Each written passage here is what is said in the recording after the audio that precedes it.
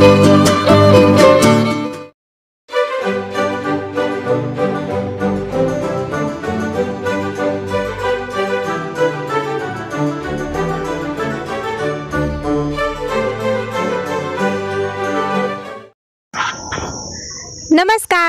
तुमची आमची पाककला या यूट्यूब चॅनलवर तुम्हा सगळ्यांचं स्वागत।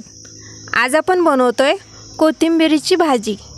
यासाठी सगळ्यात अगोदर आपल्याला कोथिंबीर स्वच्छ अशी धुवून घ्यायची आहे। धुवून त्याचं पाणी नितळायला ठेवूया। ही भाजी बनवताना शक्यतो 2 किंवा 3 कोथिंबीरीच्या पेंड्या घ्या,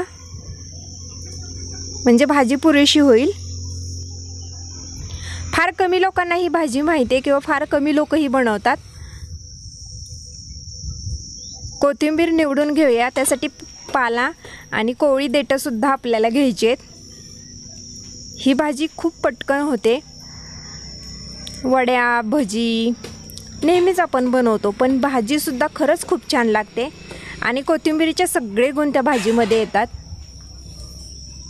उन्हाळ्यामध्ये तर आवर्जून ही भाजी खाल्ली गेली पाहिजे। कोथिंबीर काय 18 काळ आपल्याला भेटते, त्याच्यामुळे कधीही आपण ही भाजी बनवू शकतो।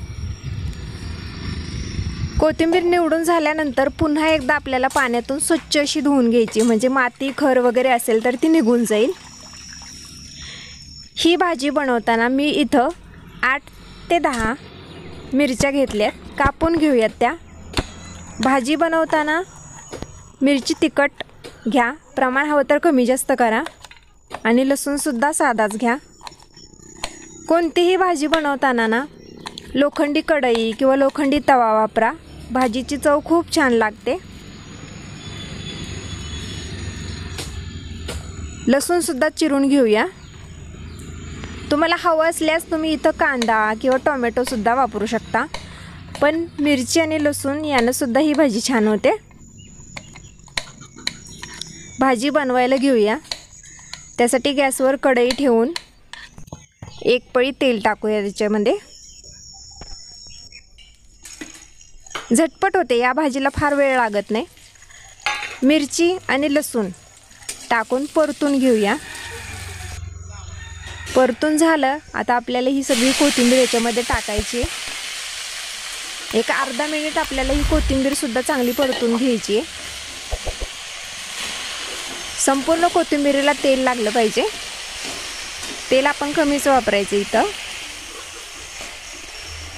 कोथिंबीर निवडायच्या अगोदरच मी 2 ते 2.5 चमचे डाळ भिजत ठेवली होती।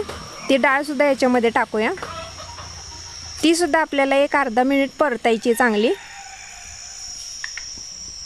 चवीप्रमाणे मीठ टाकायचे। इथं थोडंसं मिठाचं प्रमाण कमीच ठेवा।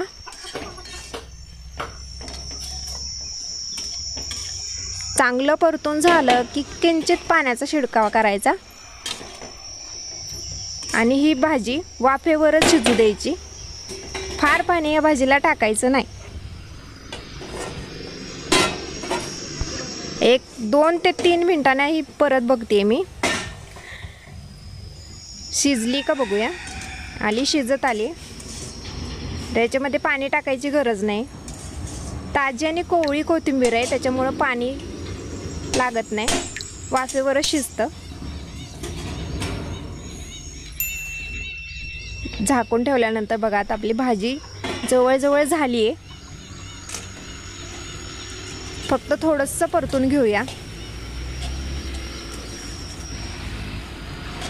उन्हाळ्यामध्ये ही भाजी आवर्जून खाल्ली पाहिजे खरं तर। भाजी बनवून झाली, आता आपण काढून घेऊया। ही भाजी तुम्ही सुद्धा नक्की ट्राय करा। व्हिडिओ आवडल्यास लाईक करा, शेअर करा, कमेंट करा आणि आपल्या चॅनलला सबस्क्राईब करा।